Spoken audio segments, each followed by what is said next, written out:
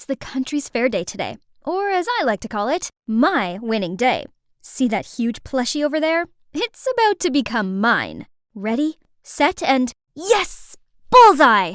I excitedly took the bear when it suddenly got yanked away by this crazy bull. Hey, I won that bear fair and square. But I saw it first. Now hand it over, Hobbit. Hobbit? I yanked the bear from him, but it ended up ripping in half. His girlfriend burst into tears, and now I'm like a red rag to him. He rushed towards me, and before I could even think straight, my fist took over. How many times have I told you, Angie? A girl doesn't just raise her fist and cause trouble like that. It was self-defense. He was gonna hit me, Mom. I'm done with this. Like father, like daughter. Why are you even bringing him up? He left us years ago, so let him stay out of our lives. Even thinking about him made my blood boil. I turned to the window, avoiding the look I knew my mom was giving me. When we got home, we found the door open. Something wasn't right. I quickly ran into the house and saw black shadows standing in our living room. Who are you people? What are you doing in my house?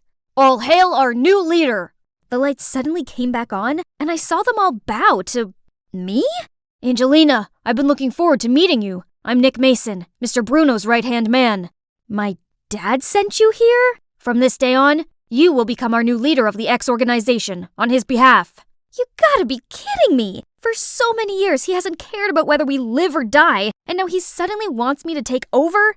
And look at you all. This organization seems no good. Please don't misunderstand us. X organization was founded by your father to help the local people and fight for justice. But things took a horrible turn, so I'm afraid he's gone to jail for a little while. He's in jail? Oh, my head! Fighting for justice? That's why he's in jail now? Your father put the safety of the seaport local first. In doing so, he fell into the enemy's trap. You will understand him better if you accept his wish and become our leader. As much as I hate to admit it, I missed my dad. He once promised that he would skip his work and hang out with me on my birthday. But then he just disappeared without a word and has been quiet for the past 6 years. Until now. Darling, I have something for you. She gave me some old letters and a plushie bear, which I'd begged my dad to buy for me. She'd hid it from me the whole time, as she was mad at my dad for always risking his life for things that weren't any of his business. It turned out that my dad had still cared about me, even without me knowing.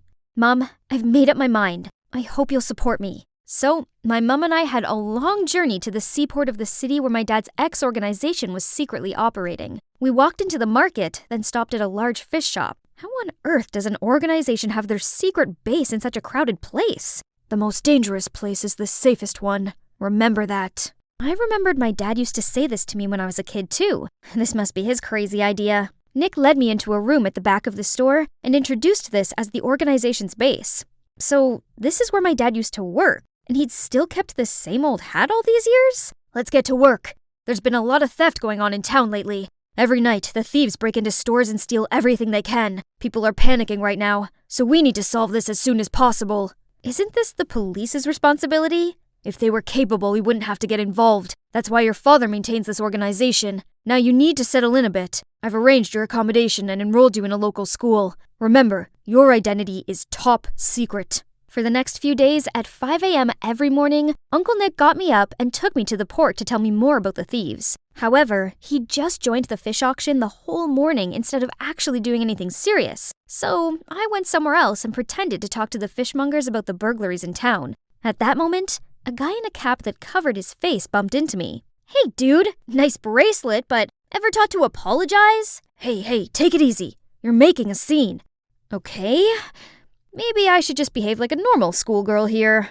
Having to get up so early in the morning to go to the port also made me too exhausted to study anything. One morning I was falling asleep at my usual place when some noise woke me up. A group of gangsters was teasing a boy? Dude, I'm trying to catch some shut-eye over here. Shut up, loser. Uh-oh, they were messing with the wrong person. I grabbed a nearby mop and made some fancy moves that took them all down, then dragged the flabbergasted nerd out of there. He wasn't calm enough to run for his life. This little guy is Killian. Ever since that day, he kept following me and wouldn't shut up about how strong I was, saying things like, I could never imagine a small person like you having such crazy strength. Or, they all pick on me, but you, Angel, don't. Then, let's be friends. I have no peace when he's around. While I was trying to make some space for myself, a call suddenly came from Uncle Nick. One of the jewelry shops in the city just got burglarized. Can you help? What? Yeah, I'll head back to headquarters and set up a plan. You can count on me. I then hung up, and that's when I heard a ball hitting the floor. I turned around, and there was Killian, standing behind me, shocked to the core. He'd obviously heard the whole conversation. If you utter a word of this to anyone, you'll not wake to see another day. Do you hear me? I can help you. I know this town like the back of my hand. Okay, we can be friends, or associates, as long as you keep quiet. After school, Killian and I rushed to the crime scene. While wandering around, I spotted a shiny thing among the broken glass. It must have been from those thieves. But wait, I've seen this D symbol somewhere. I was about to pick it up when Killian grabbed my hand, shivering.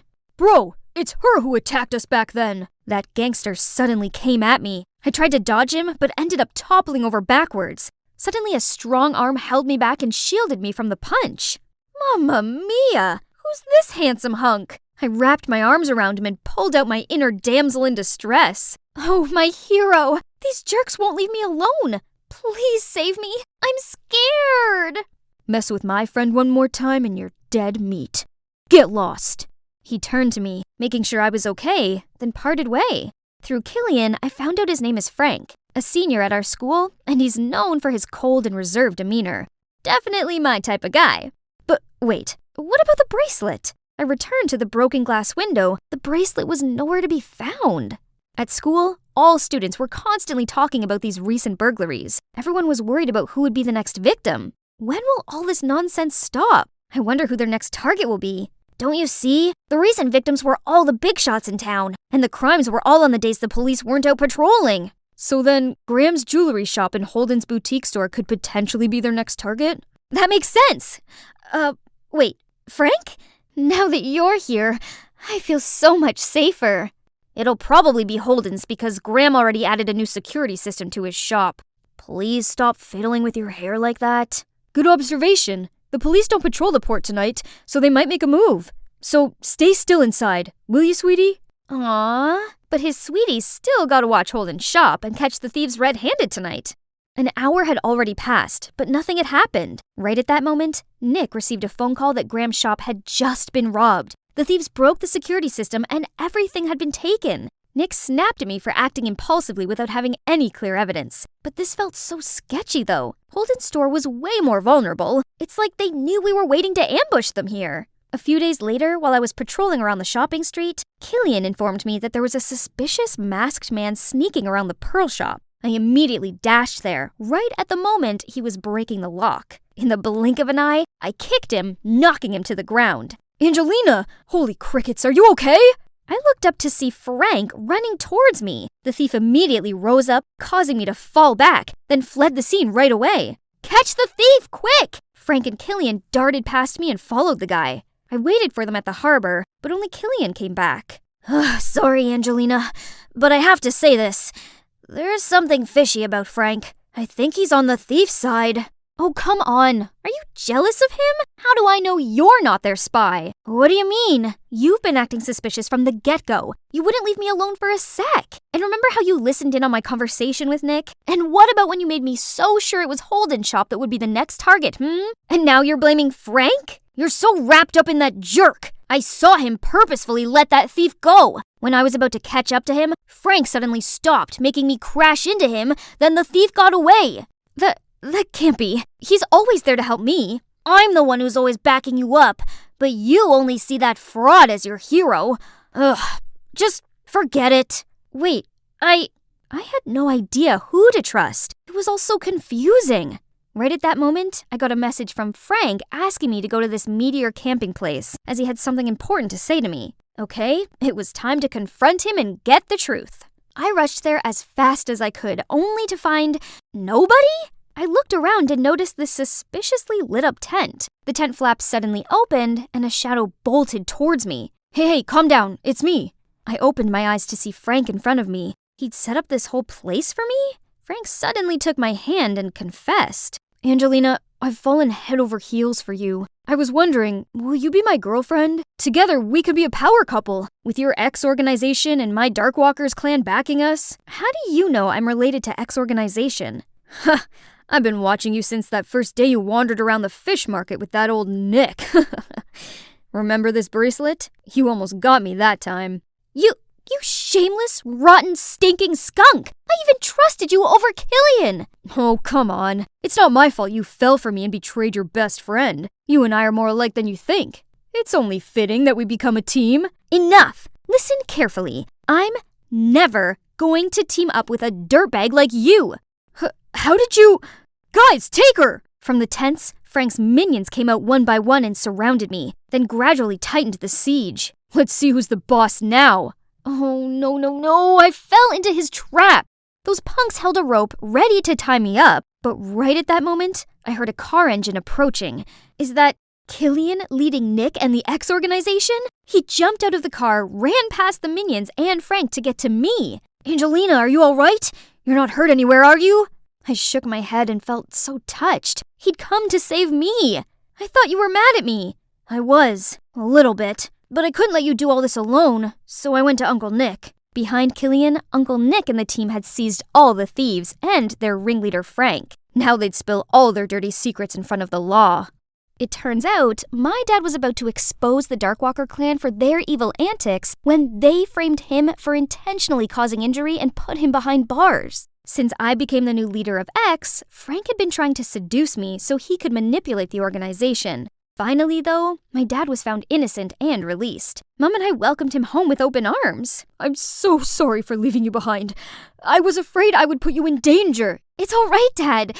You must have had a hard time, too. I'm sorry for taking so long to realize how proud I am of you. I missed you so much. Dad was super impressed with what we had accomplished for the organization. He even decided to let me continue to be the leader, all the while supporting me and teaching me his tricks. And I know for sure everything will turn out okay, especially with this guy by my side. So, did I do a good job proving myself, lady boss? The vice leader position seems to suit me well, don't you think? You do deserve a promotion. How does vice leader and boyfriend sound?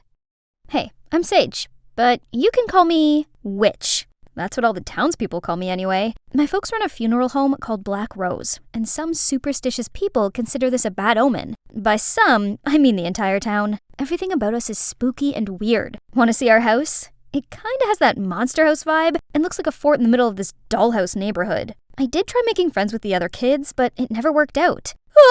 Don't eat the cookies! They're poisoned! Despite all that, Mom and Dad found their work meaningful and put a lot of effort into it. Well, maybe a little too much? I guess the reason why they're so emotional is because they know what it feels like to lose someone dear to them. My little sister Leah's missing, and it's all my fault. We'd searched for her everywhere for 5 years, but still, no news. It was a terrible time for my family, but instead of showing us support, the neighbors spread absurd rumors about Leah's disappearance. Some said the devil took her, while others said we sacrificed her during a satanic ritual. These heartless people were never going to change their minds about us, so I decided to just go along with it. This is why no one dares to bother me, as they don't want to be cursed. Ouch!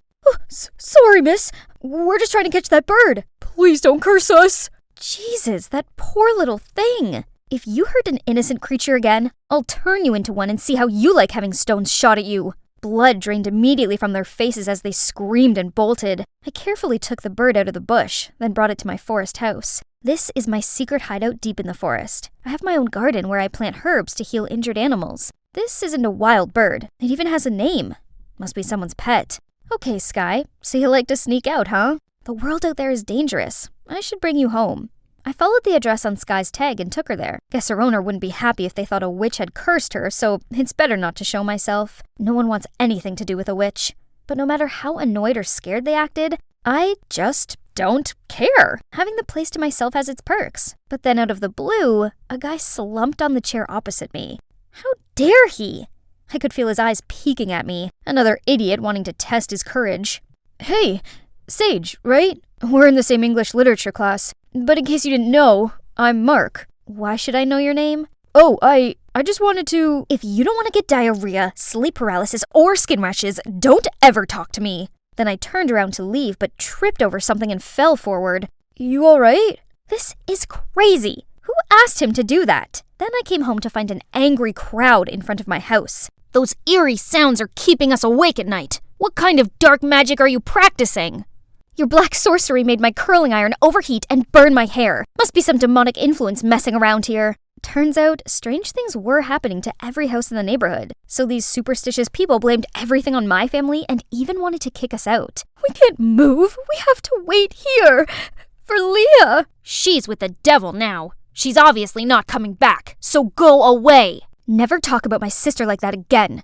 Get out of here. Coincidentally, there was a loud rumble of thunder right at that moment. Horrified, they started pointing and calling me a witch. Go home, everyone, for your own safety. I'll take it from here. This man is Mr. Thompson, the town's mayor. He came with an offer to help our family move away in peace. Believe me, it's best for everyone. If and when your daughter comes back, you'll be informed right away. After he left, my parents seemed to be thinking about moving away for real.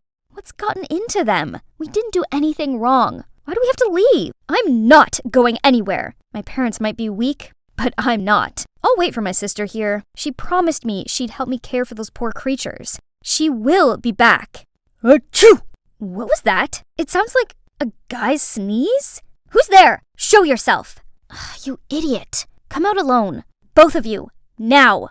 Those two look familiar. Right, they're Meg and Nick, the infamous best friend duo in my school. It turns out they were curious about the strange phenomena happening at Meg's house too. They wanted to see if I was really using witchcraft to cause all that. We didn't expect to see you healing animals here. Why do you let people think you're a witch? They can call me a witch, an alien, or whatever. I don't care, as long as they leave me be. I hate it when people annoy me, which is what you two are doing now.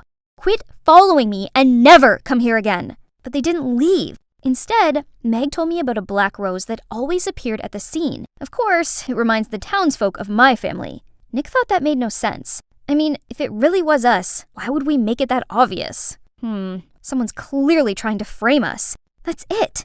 If I found that person, my family could live here in peace again. We'll investigate together. We can catch the bad guy and be heroes, like a detective squad. Sounds like you've been watching too much Scooby-Doo. And why aren't you guys scared of me? Actually, I'd make a great Daphne. And come on, we just saw you feeding the cats. Even if you are a witch, then you must be a kind one.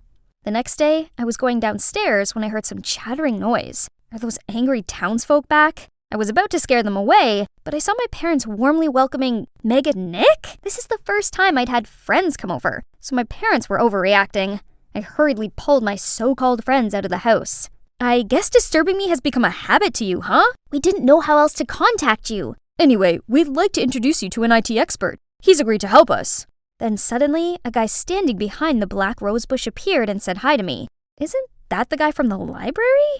This is Mark, the newest member of our squad. Good to see you again. I hope you'll remember my name this time.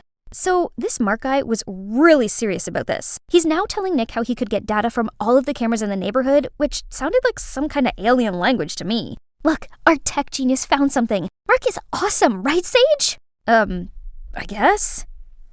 Someone hacked into these houses' networks and was causing their electrical appliances to go haywire. And every night at 11 o'clock sharp, the camera would be disconnected. Not for long, just enough for someone to place a black rose at the scene unnoticed. Can you track down that hacker's IP address? Yes, and also their coordinates. That's Clara's house? Wait, Clara? The drama queen who always plays up everything about me? Does she hate me that much to target my whole family? We reached out to Clara to talk privately, but she flat out denied everything. What is wrong with you? Did this witch hypnotize you into becoming her slave? Blink twice if you need help. We have proof. You can't get away with this. Are you threatening me? This is illegal. I will tell my father about this. You think you're a big deal just because your father is the mayor? Big enough for you to watch out? She's the mayor's daughter? What's with that smug attitude? Everyone in this school remembers how she embarrassed herself last year after Mark rejected her. You may not know this, but Mark is the most popular guy among the girls in our school. It doesn't matter. I'm not interested in those girls. You don't have to explain yourself to me. I don't even care. The atmosphere suddenly became weirdly awkward. Well, now the only way is to stalk Clara and catch her red-handed. But we've been sitting here for an hour and nothing's happened. This snooping scheme is so silly. I was about to leave when Mark stopped me. Someone was coming out of Clara's house. Gotcha. Still trying to deny it now, Clara? Mark took off his mask, but who's this man? He suddenly flung out, then attacked Mark and ran off. We were about to chase him when Mark cried out in pain. Meg and Nick told me to take Mark home while they chased after the guy. I brought him home, This house looks so familiar. Oh, this was the owner's house of Sky, the bird I'd saved. Mark explained he'd seen me bring Sky back and was impressed with the note I'd left on how to take care of its wound. I knew everyone had been wrong about you, so I wanted to thank you and be your friend. I'm not someone who can make friends. Then I quickly left. The next day, Mark helped us arrange a meeting with Clara at the cafe where he worked. When Clara heard about the man coming out of her house last night, she seemed shaken and said he was probably one of her dad's staff. However, when Meg asked her for her help, Clara refused. We hit a dead end again, but Mark said he already had a solution. Before he could tell us, the cafe owner appeared and told me that spooky stuff was happening and asked me to leave. The holy statue, the town's symbol, was broken, and they found another black rose at the scene. Meg and Nick immediately jumped to my defense, but he didn't listen. He also forbade Mark from hanging out with me, or else he'd fire him. I'll leave now! See? I'm not good at making friends. I only bring them trouble. I dashed away so no one could see me cry. However, suddenly, someone's hand grabbed mine, then pulled me onto the bus just as it arrived at its stop. Mark? What are you doing? He'll fire you! I quit. That kind of boss doesn't get to fire me.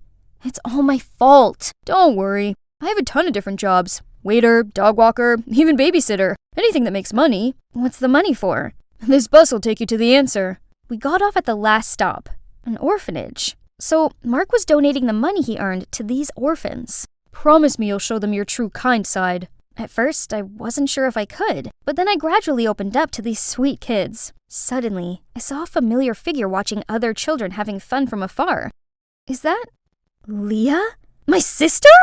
Turns out, 5 years ago, a lost kid was found wandering by the bus stop. She was so scared that she couldn't remember anything about her family. She only said a few separate words like funeral or dead people, so the nuns thought her parents had passed away and took her in.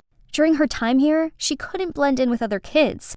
Seeing how Leah pushes others away, I saw myself in her. She shouldn't live her life the same way I do. I then called my parents and they came to pick us up right away. Oh boy, it surely was the tearful reunion of the century. Thank you so much. We only found Leah thanks to you. I'm glad to help, but that's not all. I've got something else to show you. As it turned out, Mark bugged Clara's phone at the cafe. It recorded a call she had with her father, exposing him as the culprit behind the town's mishaps. It appears Mr. Mayor wanted to build a shopping mall, but he needed to clear up some space for it. Using my family's bad rap, he played spooky tricks on the townspeople to scare them into selling their homes for cheap. When Clara found out the truth, she begged her father to stop, but he refused to. Meg and Nick posted the recording on the internet, causing outrage among our town. The cops arrested him, and my family's name was cleared. All our neighbors apologized to my family for letting their superstitions blindside them. My parents were obviously touched, so they forgave them all, and threw a party. So my family was reunited. Not only did I find my sister, but also 3 good friends. Well, maybe 2 good friends, and 1 more than just a friend. Hi, I'm Donna, an influencer extraordinaire and soon-to-be supermodel. My family are my biggest supporters. Look, there's my sister Charlotte. Even though my parents are busy running the family corporation, they buy me whatever I want. This includes this spectacular dress for the upcoming Elite Model Look contest.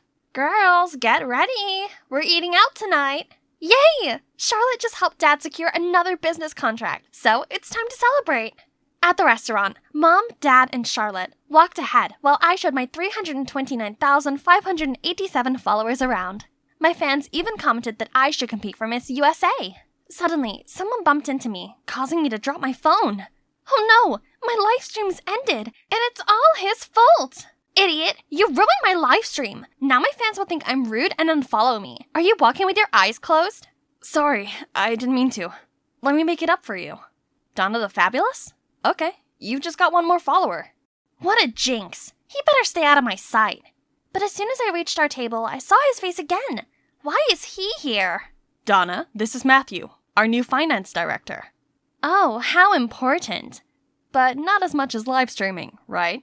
Who does he think he is? Charlotte even laughed at his stupid joke. Speaking of which, Donna, you're going to study business from now on. Time to stop those modeling live streaming things. What? But why? You've always supported my dreams before. But Dad just ignored me and chatted with Matthew.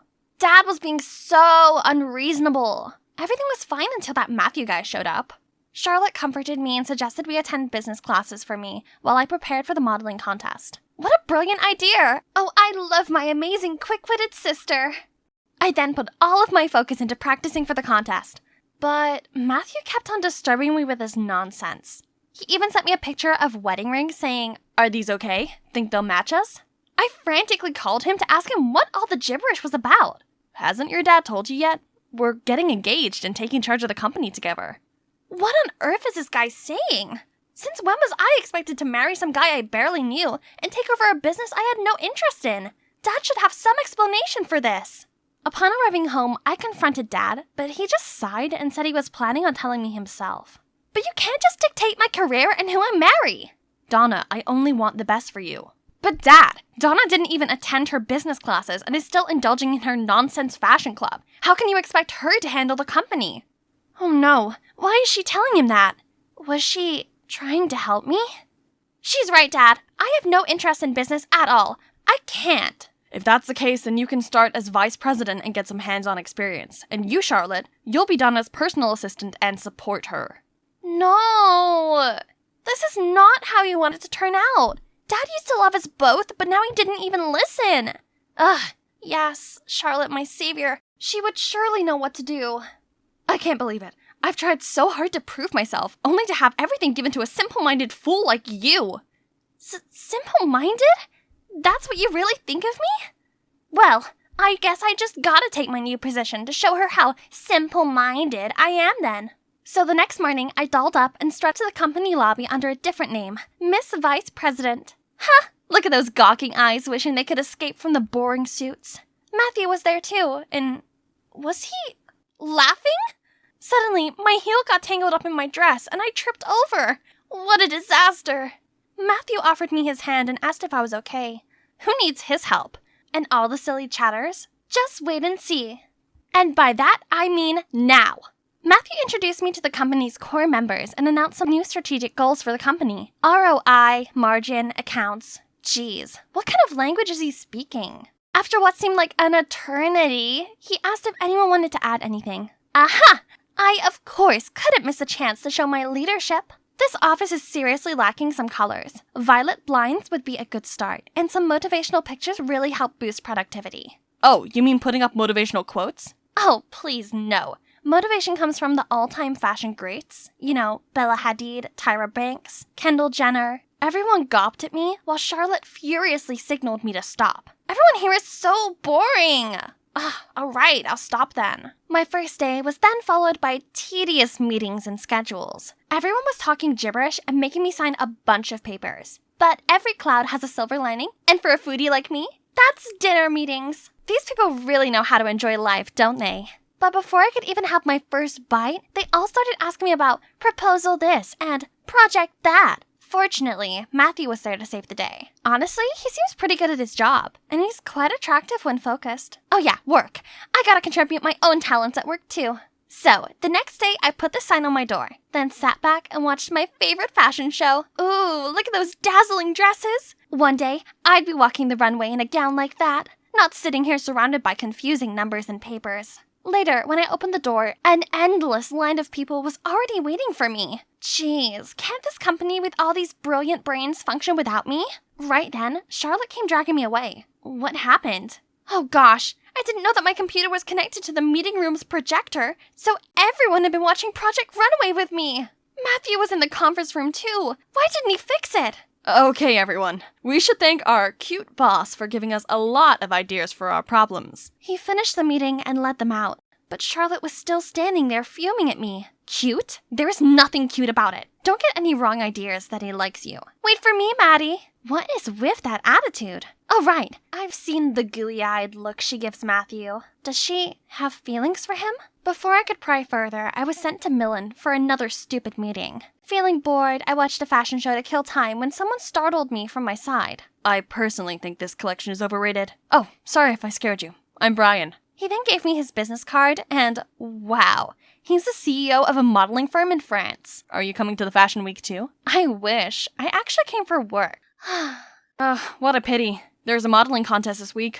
I can tell a true beauty like you is destined for the crown. I missed so many chances to be on the runway. If I make it this time, maybe Mom and Dad will see how serious I am about modeling. This is too amazing of an offer to refuse. Brian, I'm coming with you! At the show, I made sure my phone was off so I could truly immerse myself in all the glamour of the newest fall collection. Brian then kept his word and took me to the audition. I was super nervous at first, but unexpectedly, everyone else looked so amateur. Meanwhile, I strutted like a pro, confident that this time I would get an offer. But for now, reality was calling. As soon as I turned on my phone, a zillion missed calls from Dad and Matthew popped up. This screamed trouble, so I quickly got Brian's contacts and returned home. There, Charlotte went all banshee shrieking mode on me, accusing me of being irresponsible and selfish for skipping the important meeting. Dad, if you don't do something about this, Donna will destroy the company you've worked so hard to build. That's right. But instead of yelling at her, you should have been there to help out. I'm so disappointed in you, Charlotte. Oh God. Charlotte's face turned pale immediately. Dad should be scolding me, not her. Feeling a little bad for Charlotte, the next day I went to talk to her, but it sounded like she was arguing with someone inside. I walked in to see Matthew sitting there with loads of pictures of Brian and me. We're still, in Charlotte's words, it looked like we were dating. A few photos can't change the fact that we're getting engaged. He then grabbed my hand and pulled me outside, leaving a stunned Charlotte behind. How are you so sure that I'm not seeing someone else? It's just a feeling. Or maybe it's just my hope, because What did he mean by hope? And holy shrimp, why is my heart beating so crazy? What a day. I thought it was finally over when Dad slammed the pictures of me and Brian down in front of me. He was so mad at me, he decided our engagement would be tomorrow instead of a month, as planned. But I haven't mentally prepared for this. So here I am, at my engagement ceremony, waiting for my fiancé to arrive. Just kidding. Actually, Brian called me last minute to tell me the best news ever. A fashion brand had chosen me as their ambassador. I needed to fly over for some paperwork. Thanks to him, I successfully escaped the engagement and flew to Milan to meet up with him. Finally, I got to pursue my long-repressed dream in my favorite city and not pay heed to my dad's ridiculous orders. Yay! As I woke up the next morning, I eagerly reached for my phone to call Brian, but... Where was it? I looked at the nightstand, but my passport, my wallet, and all of my stuff had disappeared. I dashed to the reception asking for Brian's room, but they all shook their heads saying there was no one by that name staying there. Frantic, I used their computer and checked the website for his phone number, but it kept saying error. Then I looked up any information about the contest, but found zilch. How could he do this to me? I trusted him. Now I'm in a foreign country, all alone, and with no money. What am I gonna do? I can't just call Dad to come get me. And neither can I call Charlotte. There's only one person I could contact right now.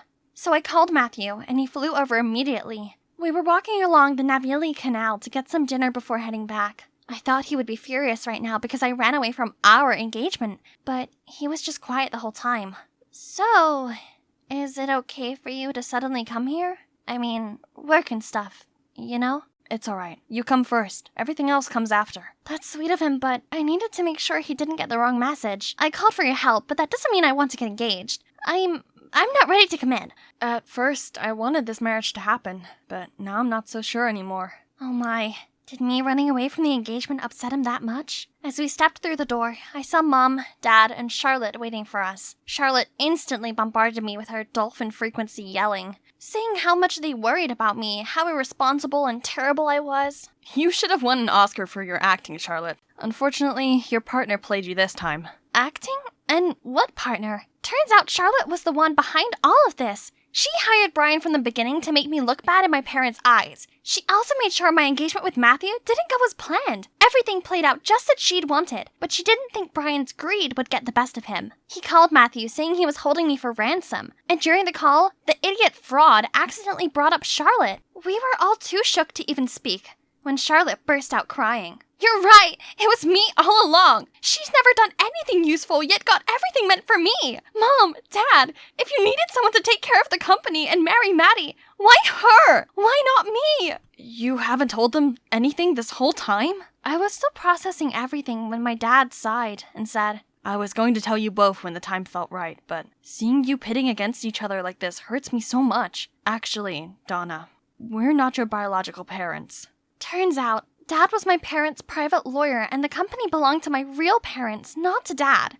But then, my parents got into a terrible accident, And during their last minutes, they gave the company, and me, over to him. They asked Dad to raise me properly and arrange for me to marry Matthew as a part of their deal with Matthew's parents. Growing up and seeing me so passionate about modeling, Dad was going to let Charlotte run the company and let me live my life how I wanted to. But then Matthew and his family showed up and insisted we get engaged according to the deal. Dad had no choice but to respect them and carry out my parents' will. So, my current beloved mom and dad are not my actual family. Worse still, my biological parents had both passed away. Donna, we hope you understand. Though we're not related, we have always loved you as our daughter. This is very hard for us too. I looked at Mom and Dad, the ones who had always loved and cared for me. Mom, Dad, just like you two, I'm sure my parents would want me to do what makes me happy. Though I am the lawful heiress of the company, I can only do harm to it. So I hope you understand, and let Charlotte take over it. She's a better suit than me. That's right. You cannot force someone into doing something they don't like. Neither can you force someone into love. Woohoo! No more boring office job. Instead, I've put all my energy into elite model look. And here I am today. You've got this, Donna. I confidently strutted down the runway with Mom, Dad, and Charlotte cheering from the audience. And when I finished my part, I joined my family and nervously waited for the MC to announce the chosen ones. Samantha Friske, Amelia Davis, and Donna Rossi. Yes! I've made it! I've been waiting for this day for so long! Suddenly, I spotted Matthew coming towards us. Congratulations, Donna. I knew you'd get it. Thank you for coming. I know love cannot be forced, nor should I rush it, but whenever you're ready. Donna, will you go out with me? How about now? Augustine and I almost took down this fake Roblox plushie smuggling empire when the gang leader suddenly turned vigilant and ordered his members to arm lock us. Pablo, you got it all wrong. We're here to make a business deal. You don't fool me, you sneaky little rats. Think you can catch me? I am invincible! Mwahahaha! Suddenly, there was a knock on the door. Pizza's here. Please take your order. Did any of you morons order pizza? Sorry, boss. I did. I was starving. Please could I have a bite quickly before executing these snakes? Go get the door, you dumbo. You, hands over your head. Pablo then came, hide behind the door, as it opened, and standing there was Jane. Hi, lunchtime. Jane then pulled up her skirt slowly, revealing her stocking. While the gang were dumbfounded, Augustine quickly restrained the gang member, while Jane slammed the door onto Pablo. And me? I stomped onto the guy's foot, elbowed him in the face, and pinned him on the ground. Phew, all hail Queen Jane. Hi, my name is Naomi, a special agent, and these are my partners, Augustine and Jane. With Augustine as leader, we three have successfully cracked the hardest cases, including this one. Augustine is such a respectable senior agent to me, while Jane is actually my annoying stepsister/partner. It's your turn to write Pablo's case report. Don't push it onto me. Why do you always try to get away with tasks? Just like how you made me do all the dishes at home all the time, too. Team, we got a new case. Amy, straight A student. Lawrence High's representative to the upcoming United Nations event. Missing since Monday. Urgent request from parents and the school to bring the subject back safely. Suspect number 1, Shirley, direct competitor for the school representative title. A mean girl in disguise. So, starting tomorrow, we'll be students at Lauren High to investigate it. Can I join the girl posse and befriend Shirley? Nothing helps spilling the tea easier than blending in with the gossip girls. Okay, but we also got Diane, Amy's stepsister. Quiet and shy. Parents are freaking out and asking her to be watched 24/7 too. Jane, what do you think? I can approach Diane and keep an eye on her. Great. Remember, team, do not act by yourself under any circumstance. Lawrence High, I'm coming for you. On the first day of school with my excellent disguise, I confidently strode to the classroom. My mean girl covers quickly got everyone's attention, including this guy. Hey, cutie. Let me show you around, and you could show me the way to your heart. Marco, Lawrence High's jock with a notoriously long list of ex-girlfriends. Meanwhile, Augustine's also taking a good chunk of the ladies' hearts, including Shirley's, my target. So, I purposely walked past her, showcasing my $200,000 Hermes bag, and... Hey, you. Yes, take the bait, fishies. You seem to have a sensible fashion style. Want to join our group? Sure, I'm Naomi. Right then, Jane passed by. In the shy, nerdy girl covers, of course. Hold on for a second, rookie. Did you borrow your granny's dress for school? Right, Naomi? I think... Oh, this hurts my eyes too. Who, in God's name, wears pastel pink in 2023? Shirley and her entourage were cackling, while Jane gave me a hostile look and stormed off. Oh, please. She didn't have to take it so personally. She should thank me for that instead, as now she can naturally be friends with Diane too. Since then, I started hanging around with Shirley and the girls. They love gossiping, which is indeed pointless, until the topic of Amy came up. Have guys seen Amy around at all recently? Amy? Who on earth? Amy Hayward, the one competing against you for the school's representative. Oh, that stupid contest. I couldn't care less about it, actually. Thank God it's over. I only joined it because my dad kept insisting. Shirley didn't even remember Amy, nor did she want to compete with her. And now that I've noticed, she's boisterous at times, but actually quite straightforward. My guts are telling me it's not her. So I brought up my concerns about the case at our next meeting. I'm pretty sure Shirley is clear. What? Do you even think before saying? She's her #1 suspect. Plus, from what Diane told me, she's always picking on other students. Yeah, but that doesn't mean she has ill intentions towards Amy. You need to stop judging people too quickly. Excuse me? How about you stop siding with the devils? Or you find it hard because you're one too? Enough. Let's just keep your assumptions on hold for now. We need more clues before acting on anything. Dang it. If only I got some solid evidence. Jane just always slowed down the investigation, so the next day I went to find Diane myself to ask some more questions about Amy, but Marco stopped me with, "A bunch of roses?" "Roses are red, violets are blue, sugar is sweet, and so are you. Be my girl, will you?" I was still processing this when Augustine came from afar and went straight into the roses. Oops, sorry, I had my sunglasses on.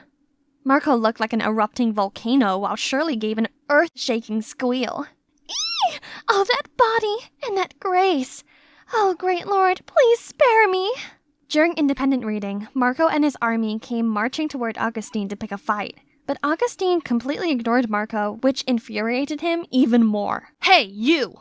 Turn your coconut head around and have some courage to face me. Augustine calmly stood up, returned his book as if Marco was invisible, and came to ask me to have lunch with him? He pulled me out of there, leaving Marco behind, grunting like a mad pig. It feels good living student life and having the boys chasing after you. Stay away from those teenage boys from me, will you? I don't see why. Don't get your identity revealed. Don't worry, and Marco's such a kid, not my type. By the way, you want to experience a heartfelt infatuation too? Think Shirley is laying an eye on you. The look on his face is priceless. Who would have thought this charismatic agent is actually allergic to girls? During PE, I saw Shirley purposefully tripped and fell in the direction of Augustine, but ended up on the floor instead. Augustine then dashed over to me for help when Marco stopped him midway. Still holding grudges with Augustine, Marco announced a dodgeball war. Oh boy, didn't know what he got himself into. Augustine is our top agent. He dodged every single bullet aimed at him, let alone these plain red balls. In return, Augustine gave Marco one hit of a lifetime that knocked him down on the ground. Lucky for him, Diane was nearby and kind enough to give him a hand. Still, Marco gave the biggest grin when he spotted me and headed over to hand me a piece of paper. Will you go out with me? What a loser. He must have taken a new interest in you, Naomi. Rumor had it he asked Amy out, but then she went missing. Probably that poor girl couldn't handle him. Marco met up with Amy before she went missing? Uh-oh, he's our #1 suspect now, not Shirley. I eagerly updated Augustine and Marco. I have a feeling Marco knows something about the case that might lead us to Amy. I was thinking I could pretend to go on a date with him. That's too dangerous. What if he's behind it all? You might get into trouble, Naomi. No worries, he seems really into me. He asked Amy out and she went missing right after. Who knows what could happen to you? But he's the only lead we have now. Shirley is already out of the picture and I know how to protect myself if anything happens. Please? And yes! The time has come for me to end this case. During the date, Marco was so caring, but I was dying to know what happened to Amy that day. So, I heard you and Amy were a thing before? Nah, we never got together. How can you be so perfect? Are you an angel? I heard otherwise. Rumors had it you even went out with her. Let's just focus on us, why don't you? But I want to know more about you too. Fine. If you want to know it that bad, I did ask her out, but I never saw her that day. Her sister showed up instead. Sat there at a reserved table and said something about Amy wouldn't be around for a while. I thought they wanted to mess with me, so I just left. Diane knew Amy would disappear even before she went missing? Did Diane have anything to do with this? She might have been the very piece we'd overlooked from the beginning. I got to the office and saw Augustine fidgeting around. Are you okay? Did Marco do anything to you? I'm fine, and I got the biggest news. I then told Augustine and Jane everything and posed my doubts for Diane. Why Diane? She's just a vulnerable victim who gets picked on all the time. And you know by who? Shirley! She might appear vulnerable, but who knows what she's got inside. And you remember how she came to help Marco up that time? Now that I think about it, she was so worried for him. She obviously likes Marco. It's possible she might get jealous of her sister. Oh, stop! Not everyone is a jello like you. What? Team, this is getting nowhere. For now, let's just agree on keeping Diane close. Again, no one is to act by themselves. A jello? Just watch me nail this case before you do, Jane. The next morning, I saw Diane secretly watching Marco play basketball. I swear to God, Diane is definitely into him and involved in her sister's missing. But Augustine wouldn't let me do anything. That'd leave me with the only option, which is to keep Diane's activities on watch. Indeed, she's been acting very strange lately. She received regular phone calls and would get out of class, just to return with a troubled face. I decided to tail her that afternoon. She looked very suspicious and kept turning around to check if anyone was following her. She's definitely hiding something. We were walking for quite some time, passing a vast area of abandoned field crops, until she stopped in front of a shabby house. This is clearly not a building for residency. The whole place looked so torn apart, and even had traps everywhere. Thank God I had all that training back in the academy to spot these deadly traps. Suddenly, I saw a flashing shadow sprinting right across the room. I quickly followed and saw a door leading to the dark basement. Diane, or whoever was staying here, is not going to be simple to deal with. Oh no, it's a trap! If you dare move an inch, you're done. Now tell me, who are you? Are you from the Dixie Mafia trying to get back at me? Mafia? No, you got it wrong. I came to check on the electricity for this building. Please calm down. She's lying again, Mr. Gordon. I knew she was up to no good. Speak now if you want to stay intact. Oh, no. I should have listened to Augustine and not let my stupid adrenaline take over. Is this the end of my mission? The end of my life? Suddenly, there was a loud banging sound. FBI! Don't you dare touch her! It's Augustine! FBI? What? No, what's happening? Are you not from the gang? Jane was there for me too. She quickly took the bomb remote and turned it off. Fake bomb. Are you kidding? I quickly got out of the trap safely.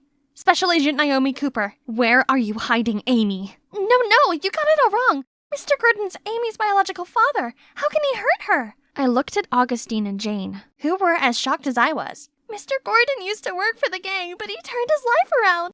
That's why he thought you were the old gang coming at him for revenge. Not long ago, he contracted a serious illness that needs a kidney transplant, and Amy is the only relative he's got left. You're telling me Amy agreed to give him a kidney? Then why are you here in the dark? Why hide? Because Amy's mom hated me and forbade me from seeing her, let alone giving me a whole kidney. But Amy is my daughter with a golden heart. Even though I didn't want to, she insisted on giving me a kidney so I could live on. If Mom knew about it, she would never agree. That's why Amy had to run away to have the transplant done with Mr. Gordon. Where is she now? Resting in that room. Don't worry, Mr. Gordon has been taking well care of her. Meanwhile, I helped bring them food and necessities. I quickly kicked the door open and saw Amy lying on the bed. What was all the commotion, Diane? Did you bring Dad some squash? Augustine, Jane, and I saw it through now. We all got it wrong this whole time. The next day, we went to find Amy's mother and had a talk with her. She was shocked at first, but after knowing everything, she realized how wrong it was to separate father and daughter. She was so touched by her daughter's precious heart and agreed to let Amy come visit Mr. Gordon from now on. Looking at the sisters makes me think about my own sis. I'm sorry. We gave each other a tight hug. We are sisters too in the end. Well, case closed. Let's go for some grand celebration, shall we? Actually, I have a date now. Why don't you take Naomi with you? Then she just left us there. Cheeky Jane. I'm so relieved you're okay, Naomi. 'Cause if anything happens to you... Yeah, Augustine? If anything happens, I would die for you. I stood in front of this shabby cottage, trying to calm myself, and went inside. One step in, and the door snapped shut. I freaked out and banged on the door. "Let me out! Let me out!" But only ghastly laughter resounded. Just then, I could feel someone coming close to me. I turned around and was terrified by what I saw. "Hey, Clover here, the one that just got scared witless." I know, so embarrassing. Let me tell you how I got myself into that situation in the first place. But before I do, please like and subscribe. I used to have everything. I come from a family of esteemed cardiologists who's made numerous contributions to the medical field, and as the next generation of Howards, I took immense pride in continuing their legacy, which was getting a Harvard medical degree and becoming a doctor. That's why I always made sure my academic record was top-notch. I went to this elite private school, aced every subject, and became the class president. Finally, winter dance prepping's finished, so I could sit back and watch this magical night come to life. Suddenly, my phone got a notice. It's an article about my parents, and how they were involved in an operation that cost a patient's life. No way was this real! But when I looked up, everyone was giving me bombastic side eyes. Jeez, I should go to my parents now. I had to ask as soon as I found them. Mom? Dad? What the press is saying isn't true, right? Honey, listen. When the patient was brought in, there wasn't much we could do for her. It was too late. Turns out, she's from the Albert family, a very powerful family in the country. They didn't take it too well, especially her son. He blamed my parents for his mom's passing, meaning this media crisis was his doing. My parents explained to him many times, but to no avail. Now he even took legal actions against them. They had no choice but to show up in court. The incident quickly became the talk of the town. Everyone was throwing jibes at us. Gosh, all these turmoils were driving me insane. Clover, can you solve this equation? Clover? Clover, stop! The whole room turned silent for a second and stared at me like I was some freak. I picked up my books and stormed right out of class, but still, whispers followed me everywhere I went. There was no other place for me to be, so I just ran home and wept tears of frustration. My parents came in all worried for me. They thought maybe it's best if I stayed at my aunt's place. But Mom, Dad, I can't just leave you here. You're not leaving us. It's just that things are messy right now, and we don't want you to be affected. Besides, it's just temporary. Once the lawsuit's over, we'll reunite. Promise? Promise.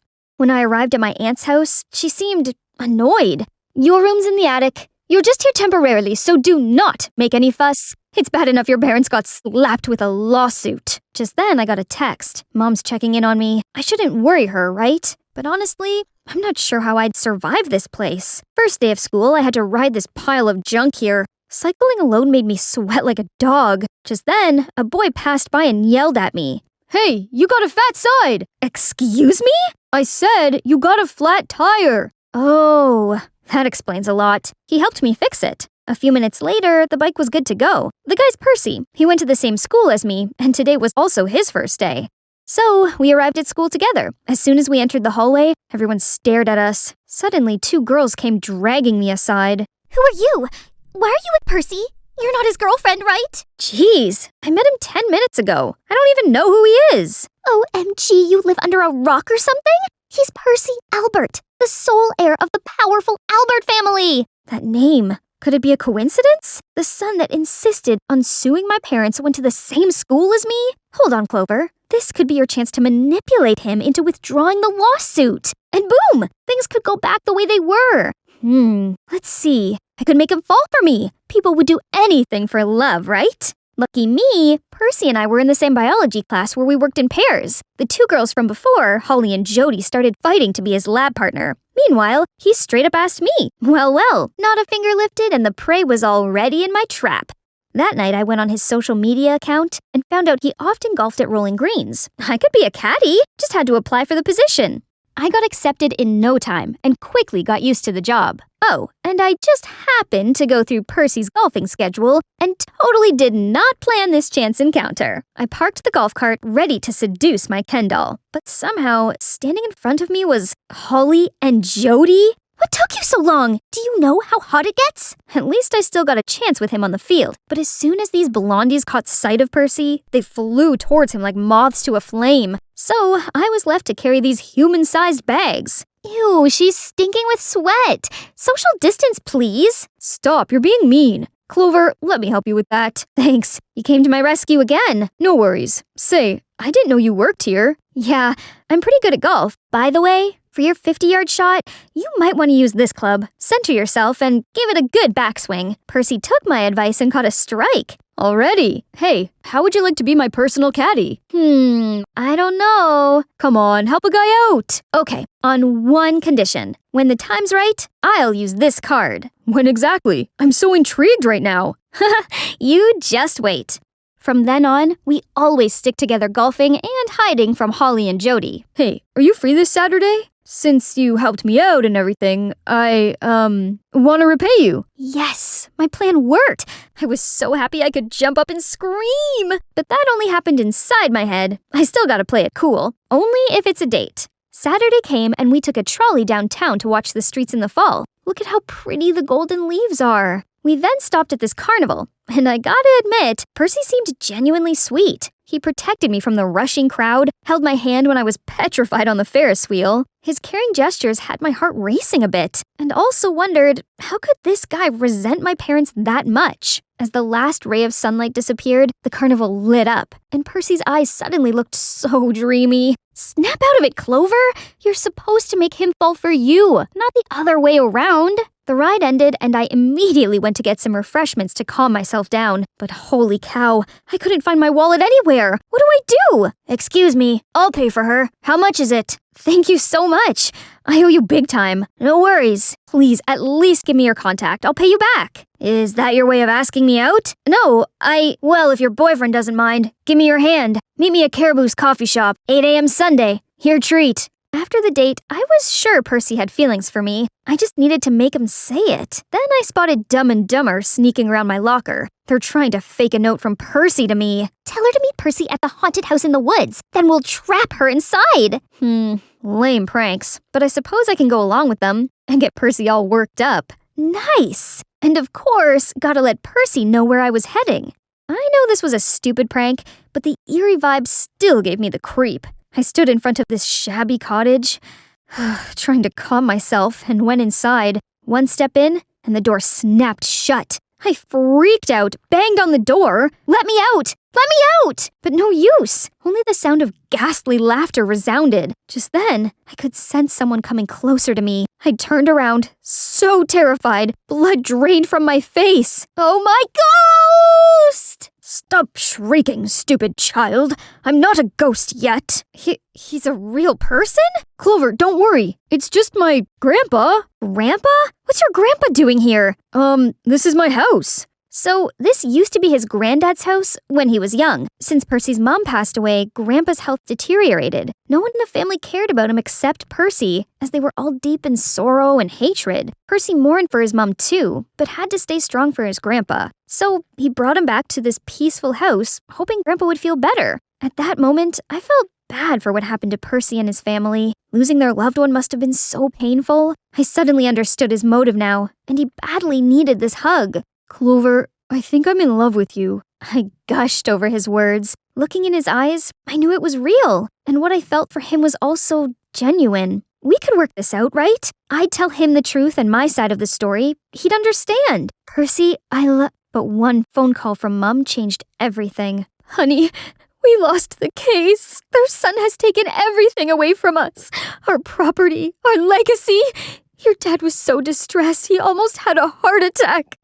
Hearing Mom's words, tears started streaming down my cheeks. What was I thinking? How could we possibly be together? After that, I avoided Percy completely. I also decided to move out of my aunt's and find a new place. And guess who hooked me up? It's Hunter, the guy I met at the carnival. We did end up going on a coffee date. He seemed cool and knew his way around town. So I asked if he knew a place that me and my parents could stay, as they'd move here soon. Look at this. Pretty cozy, huh? Hunter was nice enough to help me move. Just then, there's a knock on the door. I opened it to see Percy. He got so worried and went looking for me. But once he saw Hunter, he was dumbstruck. Didn't expect you'd find this place so fast, brother. Wait, you two are brothers? Sadly, yes. And we're supposed to mourn for our late mother. Yet here he is playing lovebirds. With you. If losing Mum isn't that big of a deal for him, let's see how he'd like losing you. Don't you dare touch her! Or what? You'll punch me? You Alberts are the worst! Was ruining my family not enough? What are you talking about? I'm Clover Howard. My parents were the doctors who tried to save your mom, but got punished for that.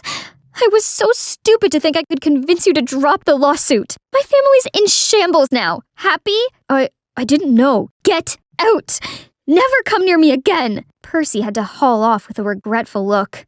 A few days later, my parents arrived. I told them everything that had happened, but they said the son who pressed charges was actually Hunter, not Percy. Turns out, their family situation was complicated. Hunter went missing when he was 7, and not until recently did he return. But then his mom unexpectedly passed away. He must have been so miserable that he had to take it out on us. Percy, on the other hand, was really thoughtful and understanding. He did all he could to stop his brother, and I just put it all on him. I had to go fix this. When I got to the cottage, Percy was trying to stop Hunter from messing with my family again. "You don't get a say in this. You grew up with Mom's love while I got nothing, and you couldn't even pay her proper respect. We can mourn her in different ways. Mom wouldn't want us to dive deep in hatred. Mom wouldn't want us to befriend people who couldn't save her, and you fell in love with their daughter? Traitor!" Hunter was about to punch Percy. I had to stop him. Quick! "Clover? You should leave now." "No, I came here to apologize to you. We gotta work things out." "Then let's have a little chit-chat, shall we?" I was so close to having a taste of Hunter's fist when Percy came between us and took the full blow. We both ended up on the floor, and when we looked up, their grandpa was already there and witnessed everything. "Percy, Hunter, stop fighting!" His breath suddenly fell short. His knees were trembling. I immediately called my parents for help, but Hunter snatched my wrist. "What are you doing? Call your parents here to mock us?" "No, I'm just trying to help." He then was on the phone with their family doctor, but she couldn't come because there was a storm blocking all roads. "Please, can't you see Grandpa's in pain?" "You shut it! I'd never get help from those lousy doctors again!" "Hunter, I'm sorry for what happened. I really am, but don't let your hatred endanger your granddad." I could see Hunter's conflict, but with every second passed, their grandpa became pale. His breath got weaker. He needed to decide now. Please, save him!" I immediately called my parents. Minutes later, they arrived and gave him first aid right away. Luckily, Grandpa reacted positively to the medication and gradually recovered. Hunter then broke down in tears. "I can't believe I almost put Grandpa in danger just because of my blind hatred. And you didn't think twice about helping. I'm so sorry, everyone. Clover, Mr. and Mrs. Howard, I promise I'll make this right." The following day, Hunter arranged a press conference admitting he was wrong to bring my parents to court. Thus, he'd take full responsibility in fixing his mistakes, including clearing our reputation and compensating us financially. When it's settled, we started a new life here. My parents bought a house, founded this hospital to help people, while I got to continue my dream of becoming a doctor. Harvard meds, here I come! Oops, almost forgot. Of course, Percy and I got together. You didn't think we went through all that, and I never admitted my feelings, did you? I'd been holding it back for what felt like forever. Now, I get to have my happy ending. Just another beautiful Sunday. I was bragging to Nanny Emma about my wonderful adventure. Goodness, that's incredible. Weren't you scared?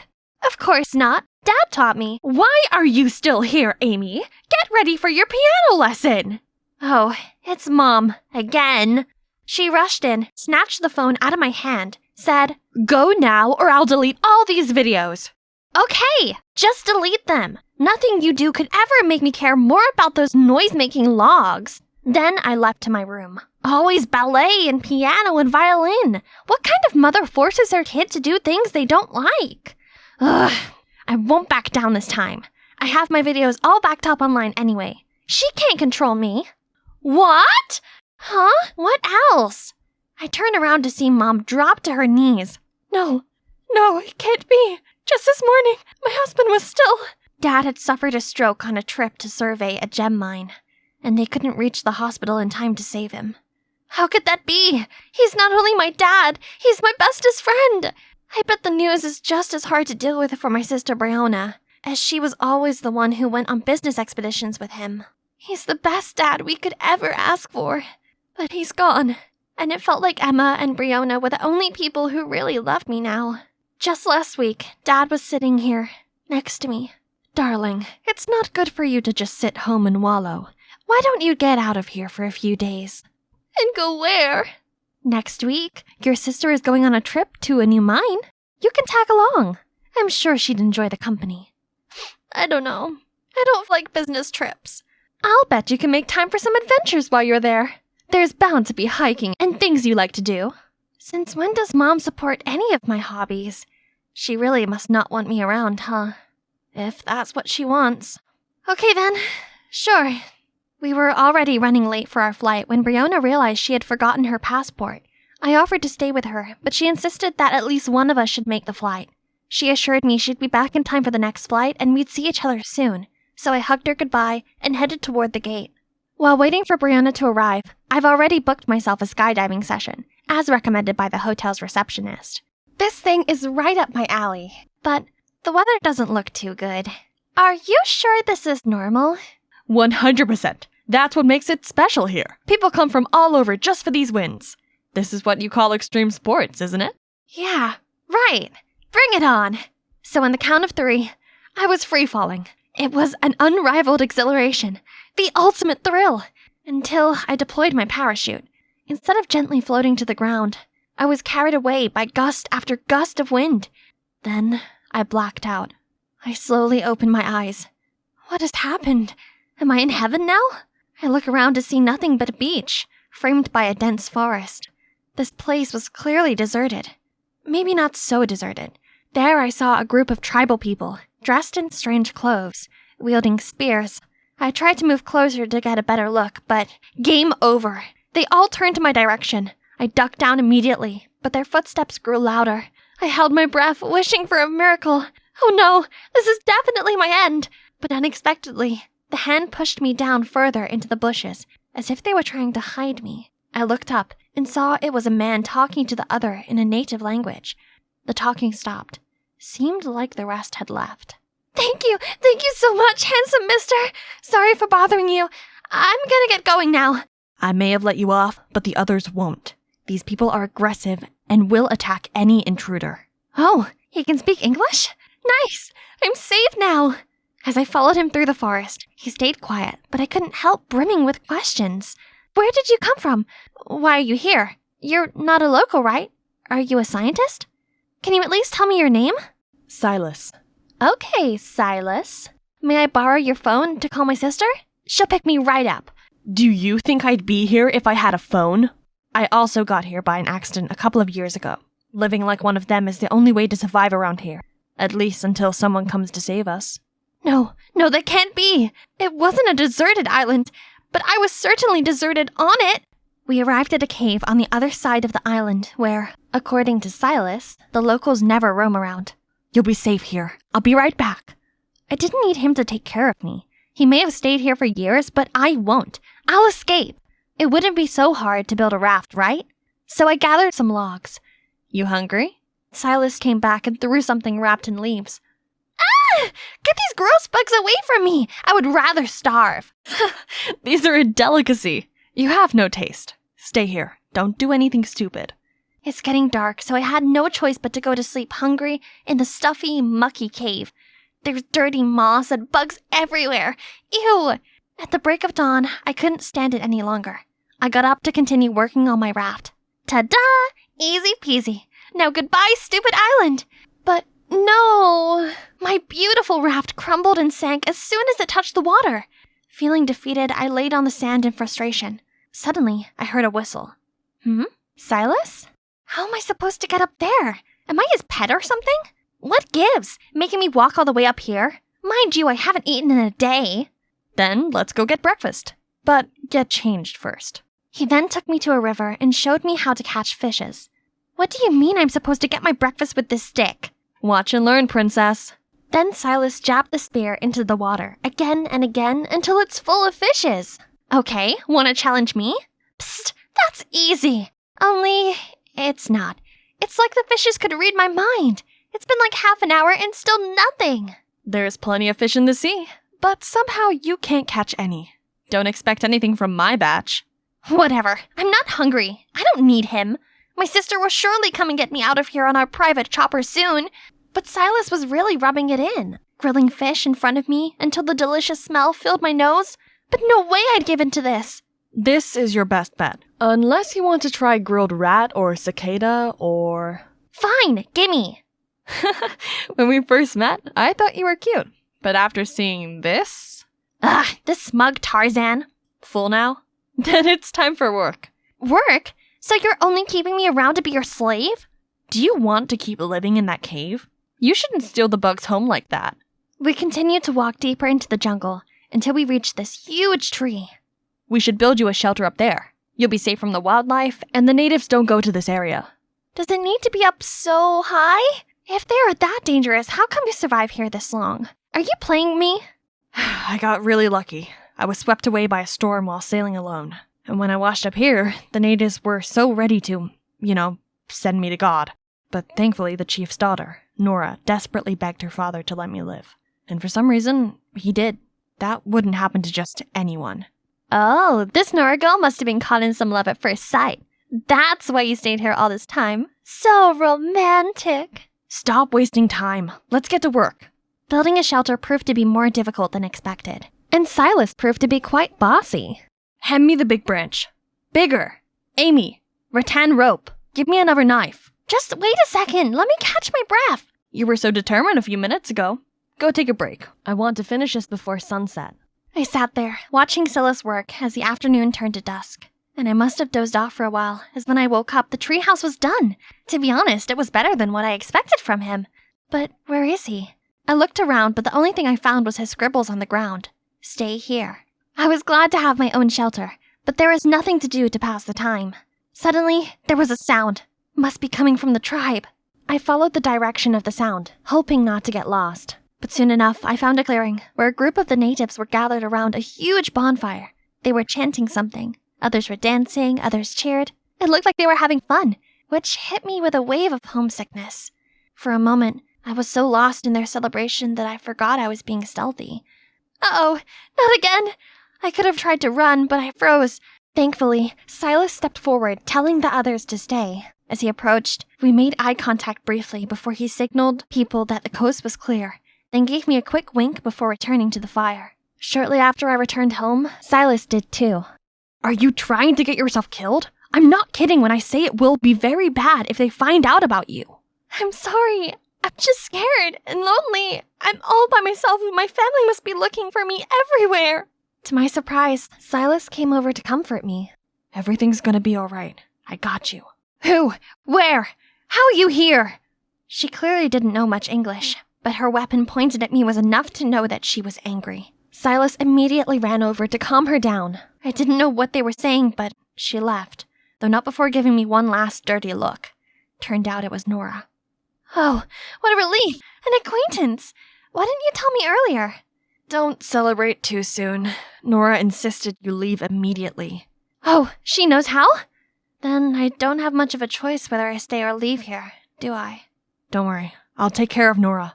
And he must have, because the days passed by and the natives never came to drive me out. Silas continued to visit me every day, bringing cloves, teaching me how to pick fruit, swing on branches. Soon the work turned to play. He started teaching me tribal dances and vocabulary, and we visited the waterfalls and lakes around the island. It's pretty fun. It felt like going on adventures with my dad again.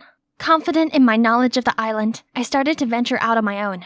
But Silas didn't prepare me for this. A leopard showed itself and slowly moved towards me. I tried to stay composed to find a way to escape, even though every bit of me was freaking out, when suddenly, Nora jumped down from nowhere and petted the leopard as if it was her little kitten. She gave it a fish and the kitty just happily ran away. Thank you so much. I'm Amy, Silas's friend. Silas, mine! Yes, he's all yours. I hate him so much. I wouldn't even touch a strand of his hair. Silas? Ew. No. Nora huffs loudly before leaving. Here. Or maybe I shouldn't share it with you since you hate me so much. Oh, stop it.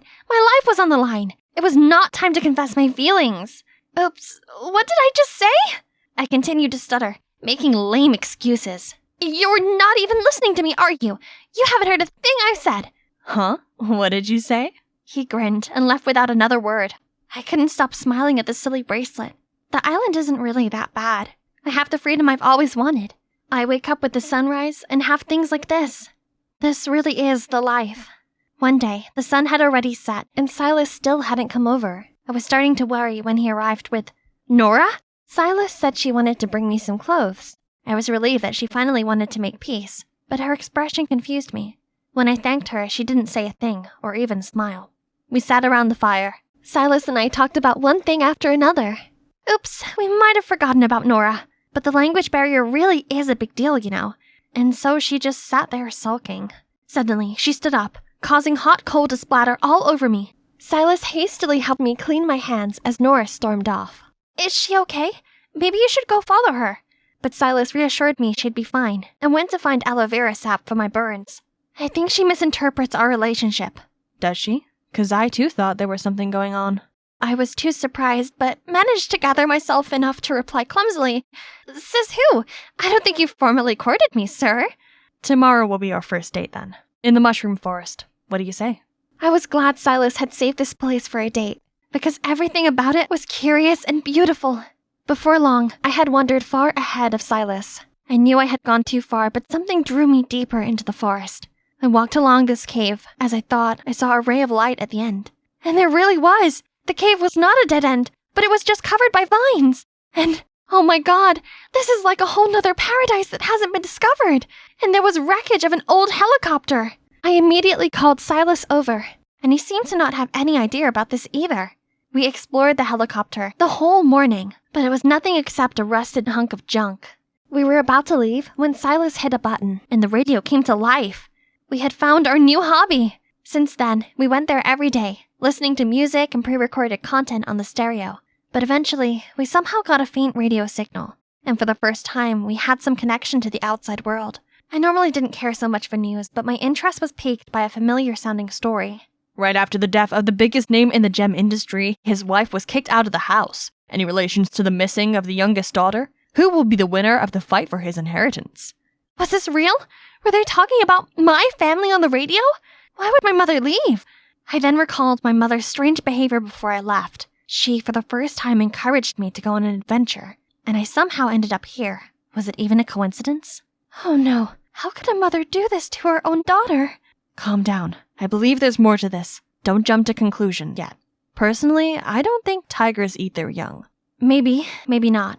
There's only one way to find out. I need to go home. Immediately. Hey, it's me again, Amy. Last time we spoke, I had made a huge discovery. But before we get to that, let me just remind you how we got here. My father's death left me completely devastated, so Mom suddenly convinced me to travel to take my mind off of it. But instead of having a good time, I accidentally got stranded on this exotic island that's owned by a native tribe who do not like foreigners. Luckily, I met Silas, who helped me survive here, and we actually have gotten pretty close. We're having so much fun that for a second I forgot that I had to go back, until I heard the rumor that my accident could have been staged. Would my own mother really have caused me to end up here? I needed to go home immediately to find out. And Silas was willing to help with all his might, but it's been a few days, and I haven't heard anything back from him. I waited eagerly, then impatiently for him to come. Finally, one afternoon I heard a noise outside. I quickly went down to check. To my surprise, it wasn't Silas. It was Nora, and as usual, she looked annoyed to see me. I tried to tell her Silas wasn't here, but she pushed past me anyway and grabbed a stick to draw something. What are you doing? Abstract art? There. Island. I see. People. Then I got it. There's an island? With people? Can we get there? Yes. Can go. We can take a boat there? She nodded again and signaled me to follow her. Oh my god! I jumped with excitement. Maybe I was wrong about her. Nora led me to the shore, where she uncovered a small boat hidden behind a bush. Go away, now. Go. Go! Nora pulled me towards the boat, sat me down, and started pushing the boat towards the water. Isn't it a little late to sail now? Wind! Wind faster! As we reached the edge of the tide, I realized, wait, I need to tell Silas I'm leaving. Nora immediately became frustrated. Silas, with Dad! Danger! I didn't quite believe her, but I also didn't know if I'd get another chance like this. I couldn't imagine leaving Silas behind without a goodbye. I felt a pit in my stomach, but we will meet again someday. Definitely. Our family has all the money to rescue him later. Just hang on a bit more, hun. I'll go get help. Nora kept pushing me, and she's right. The patrol could detect me at any moment, so I started paddling away. See you again, Silas. But I only managed to go for a few feet, and then it's like my boat got stuck on something. I turned around to see. Silas? What do you think you're doing? Hey! Nora said that there's an inhabited island nearby, and I didn't want to miss the chance. Get off the boat. It's too dark and too dangerous to go out there by yourself. I'll go and check it out first and come back by morning to let you know if it's safe. Stay here. I was confident in his sailing ability, but it seemed Nora wasn't. She ran to cling to his arm, begging him not to go. Still, he ignored her and got on the boat. Nora glared at me before storming off, but I stayed on the shore for a moment, watching Silas disappear into the dark sea. Soon enough, the winds grew stronger and the rain started coming down hard. The The storm lasted through the night. I stayed up, waiting in the cave where I spent my first night on the island. The rain stopped by dawn. I couldn't sit still and kept marching back and forth along the shore, looking for any signs of Silas. Nora returned soon after, yelling at me in her native tongue. I didn't understand anything she was saying, but I knew she was just as worried for Silas as I was. He'll be back soon, safe and sound. I trust him. And moments later, there he really was, coming back to shore. I couldn't help but run up and hug him as soon as he stepped out of the boat. I asked if he was okay and how he dealt with the rain, and Silas answered all of my questions with a tight hug. But soon we were interrupted by Nora. She shouted angrily and then stormed off. Silas chased after her and said some things that seemed to calm her down. That island is actually your family's gem mine. I've let them know that their boss lady is alive and well and ready to go home. Oh my god, really? They have their ship ready just a bit further offshore since it's dangerous to get close to the island, you know. Just sail out a little bit and they'll pick you right up. Yay! I'm finally leaving! We're finally... Silas stopped walking and looked at me sadly. Come on, let's go! I can't go with you. Nora will only let you go peacefully if I stay here. If I try to leave with you, she'll tell her father. My heart sank. We'll see each other again, I promise. How? Where there's a will, there's a way. Silas squeezed my hand and then let me go. I tried not to look back at him as I got onto the boat and set sail. I traveled for what could have been a few minutes, or a few hours. I couldn't tell anymore, until I was finally spotted by a larger vessel. They set out a lifeboat for me, and once on board, I was well taken care of by everyone, offered food and warm clothes. But first thing first, I had to contact my family. I called home and the person on the other end was my grandmother. She's as surprised to hear my voice as me hearing hers. Turns out, after all the shenanigans that happened after my father's death, my grandma had moved into our house to take care of things and wait for my return. We cried for a good 10 minutes, and then I told her not to worry. I was safe, and that I'd be home soon. When I got home, Grandma, Nanny Emma, and my sister Brianna rushed to greet me. As my sister hugged me tightly, I realized how much I had truly missed them, and also realized that my mom was really nowhere to be seen. No one made any mention of her in any way. I worked up the nerve to ask my grandma about her. Right when the police said there were signs of foul play in your disappearance, I already got suspicious. Then when Emma said it was your mother who suggested you go there and play those silly games, I immediately kicked her out. People are truly full of surprises. Do you really think Mom was masterminding all this? She was really trying to get both of you. Brianna was lucky she forgot her passport. Don't be glum, dear. You still have me, and Brianna and Emma, too. We all love you and care about you very much. Now, go have some rest. It must have been a long journey for you. The next day, as soon as I got up, I went looking for my sister to confirm the things Grandma had said. When I found her, I couldn't stop the tears from spilling out. How could Mom have been the one to do this? Why would she do something like this to her own children? Amy, never listen to a story from one side only. Huh? Do you know something I don't know? Just don't jump into conclusions yet. She then excused herself to work and hurriedly left before I could ask anything else. I kept thinking about what Brianna said, but couldn't come up with any other speculation. As I passed my parents' room, I noticed a box sitting outside the door. It's full of my mother's belongings. Nanny Emma is probably packing my mom's stuff out of here. Something in the box caught my eye. I opened it up and found that it was a photo album of me since I was a kid. And next to each picture is some love notes. This is definitely my mom's handwriting. My eyes landed on a photo of myself playing the piano, and my mother wrote, "Sweet Pea playing my favorite song." She meant so well, but I was always the ungrateful, rebellious one. Was that why she stopped loving me? Did I do anything that terrible for her to want me gone? I suddenly missed her. I found myself taking the photo up to the piano room, someplace I've never gone voluntarily. But as I reached for the doorknob, I heard voices coming from the inside. I peeked through the ajar door. Stop it! It's lucky enough that you didn't get caught. Just get out of here before it's too late. And throw all of my effort in vain? No way! My plan was going so well. How on earth could she survive? So, plan B. You need to secure that spot in the board of directors before Amy gets in the way, and I'll take care of the rest. But, oh God, them? They were behind all this? That night, I waited until I had everyone together to make an exciting announcement. Tomorrow, I'm officially going to start working for the company. I've been working on a proposal to pitch to the board of directors to gain their approval. That's wonderful, dear. Don't you think you need some sort of rest, sweetheart? You went through a big ordeal, and I'm ready. I'm totally fine. Well, Brianna will also be returning to the company, and I'm glad I'll be able to help her out. The more hands, the better. I'm so glad you want to join the company. Later that evening, Nanny came into my room with a warm glass of milk. Oh, Emma, you always take such good care of me. Well, tomorrow's going to be a big day, and you need to get a good night's rest. Thank you. Finish your milk before it gets cold, sweetie. Good night. I hugged the warm milk glass and smiled at her as she walked out. Okay, one last revision and then I'll go prepare my outfit for tomorrow. But my eyes, so tired. Suddenly, I was woken up by a sound at the door. Then it slowly opened, followed by footsteps. Someone is walking towards me. She's looking for my documents. Aha! Time to wrap up your play, Emma. Oh, sweetie, go to sleep properly in bed. I'll help you tidy up. Cut the act, you witch. What do you think you're going to find here? My presentation for tomorrow? Joke's on you. It's a trap. But the milk, you've drank it all. You mean the glass of milk-flavored hypnotic? I've poured it down the drain. Sorry. Suddenly felt lactose intolerant. Bold of you to think you can fool me in my own house. I've seen everything. But why do you want to take me down that bad? Emma, aren't we? Because my daughter, Brianna, deserves this company more than you. Before I could even process that information, Emma was rushing towards me holding a chloroform-soaked rag. Just as she backed me into a corner, the door flew open. My grandma and Brianna rushed in, followed by the police, who restrained Emma right away. Brianna ran over yelling, I told you I didn't want any part in your schemes. I would never, ever hurt my sister. Brianna? Did you know she was your real mother already? Not until after Mom was gone. Then Emma told me everything.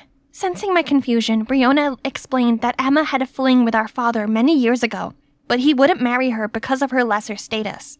She was already pregnant with Brianna at the time, so our father allowed her to stay as a nanny. When my mom married our dad, she only knew that Brianna was her husband's stepchild. I'm sorry I didn't come clean sooner. I didn't know what to do, because I didn't realize how far she was willing to go. But when I saw her messing with your drink, I knew that I needed to at least warn you. Thank you for always being on my side and telling the truth now. It must have been even harder for you to process all these. But don't worry, we can still make this right. Emma was trying to explain away her crimes as the police escorted her away in handcuffs. They assured us justice would be served. We got in touch with Mom, and by morning she was back home. After some more crying and apologizing and explaining and hugging, everything was as close to normal as it could be. I admitted that I didn't want the responsibility of running the company, but there was something I did want. I wanted to return to the Gem Island and oversee the exploration of the new mines. What I didn't say was the reason I really wanted to return. He was all I could think about as I embarked on my journey back to the island. We took a big boat as far as we could, before I needed to board a paddle boat to remain undetected once we reached native territory. Before I knew it, the island appeared on the horizon. My heart fluttered as I paddled faster and faster, waiting for the moment I could finally see Silas again. I was so focused on the land ahead that I didn't see the huge wave coming up from behind and overturned my boat. When I opened my eyes, I once again thought I was dead. This time, it was because the first thing I saw was an angel's face. Silas. Amy. Hi. I told you we'd see each other again. But my moment in heaven was interrupted by the tribe's return. We were surrounded by the natives hollering and pounding their spears into the ground. A man angrier and more distinctively dressed than the rest stepped forward. This must be the chief. He shouted something to the others, and they grew quiet. He shouted some more, and all of their spears were pointed at me and Silas. I looked up at Silas. His face didn't change. He hugged me even tighter. Just when I thought the end was near, I heard a familiar voice. Nora was standing in between us and her father, shouting desperately. The chief's expression softened, and after some discussion between them, the chief gave another order, which made Silas very surprised. So, yes, thanks to Nora and all the good deeds that Silas has done for the tribe, they spared our lives. But they ordered us both to leave their territory right away. So Silas and I moved to the main island, where my family's gem mine is located. Here we still have the beauty and simplicity of the wild lifestyle, while being connected to the rest of the world and helping manage our family business. So it's okay that we're not allowed to stay on the tribe's island. Not to mention, we still have a friend who often comes to visit. Nora had nagged her father to allow her to come over to our island every few days. It was at first because of Silas, but I think that she has set her sights on someone new now. Why is there a hole here? Could it be that the ants did it? What if they're secretly planning an attack on human beings? What will happen to the Big Mac? Elaine, does staring at the hole help you figure out the sphere volume? What class is it? Have you been paying attention at all? Have you? 'Cause if you have, you would have known the answer yourself. Excuse me? Oh, wait. Nah, I still don't know. Sorry, what were you saying? This is going to be in the test. You need to focus if you... Oh! This is Japanese class. Duh. That's it. We're going to the principal's office. And that's the huge of my high school life. Hi, my name's Elaine, and I've been living with ADHD since, I don't know. But of course, ADHD manifests itself differently among different people. For me, I just gotta make sure I take my medication. Wait, where's my birth certificate? Anyway, make sure to like and subscribe before I continue. Right after the principal's office visit, I was walking down the hallway when a hunky guy purposely bumped into me, knocking my bag over. Dude, is that a dinosaur? Are you a kindergartner? Hey, that's my fidget toy. Give it back. Whoops, finders keepers. Who dares mess with my friend? It's Quinn, the furious queen. Run! The two guys immediately ran for their lives. Right then, Skylar and her new boyfriend also headed over. Isn't she the weirdo from the math class? Don't tell me you're friends with her. Yes, I am indeed. You can only choose one, her or me. How about I dump you instead? Get lost. And these are my girls. We've been best friends since forever and always got each other's backs. I forget my stuff a lot, and Quinn always makes sure I got everything with me before leaving any place, while Skylar has me covered every time I dozed off in class. You know, I can't sleep at night because I'm busy thinking about the ants' Earth destruction plan. Maybe they're the ones who terminated the giant dinosaurs.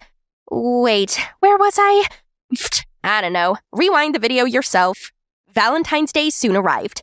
Even though Skylar just broke up with her boyfriend, she already had loads of presents from other guys. And so did Quinn. My girls are hot. What about you, Elaine? Nothing this year yet? Nah, I don't care. You guys are all I need. How about you make a move? Any guy you've laid your eyes on? Talk about making a move. When are you gonna tell Cromer you've got the biggest crush on him? That's right. Give it a try today, Quinn. I don't care. I can get any guy if I want to. Right, suit yourself, girl. That afternoon, we were walking when we heard an announcement from the school's radio station. Good afternoon, everyone. This is Malcolm from iHeartRadio. Today, we got a special request from someone anonymous delivered to Elaine Miller. Love the way you stared at the hole on the desk that day in math class. It was so cute. I wish I could be that hole instead. Happy Valentine's Day. Someone's got a crush on you, Elaine. You've got a secret admirer. See, someone likes you for who you are. Always stay true to yourself. I wonder who this is. OMG, I gotta find out. But didn't you say you don't care? That's right. But now the game has changed. Who could it be? They mentioned math class, so they must attend the same class as we do. That's it. All we need is the attendance list from Mr. Wilson's office. But we can't go in there. Ever heard of Mission Impossible? Girls, it's showtime. After class, we waited for Mr. Wilson to leave his office. Then, just like totally spies, we crawled onto the floor, successfully avoided the security guard's gawking eyes, and managed to hide from one of the teachers passing by. Then continued secretly advancing toward Mr. Wilson's office. Oh, look! They got flaming hot Cheetos now! Elaine! After we got the list, I immediately texted a bunch of people to test it out and anxiously waited. But some people replied calling me crazy. Others reported me to Instagram. I even got a visit from the police because they thought I was some creep sliding into people's DMs.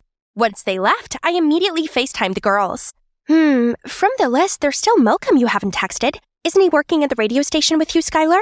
Yeah, we are working together, but it can't be him. He never asked me about Elaine before. Who knows? You weren't working at the radio station today, were you? My money's on him, Elaine. What should I do? I can't send messages on Instagram anymore. How about writing to him? You know, the old-fashioned way. So I prepared a love letter for Malcolm and even designed a cute envelope for it. But then I got too invested in designing the envelope, I forgot all about the letter. When I finally remembered the letter, I walked all the way back for it. But of course, my ADHD brain had to mess it up again.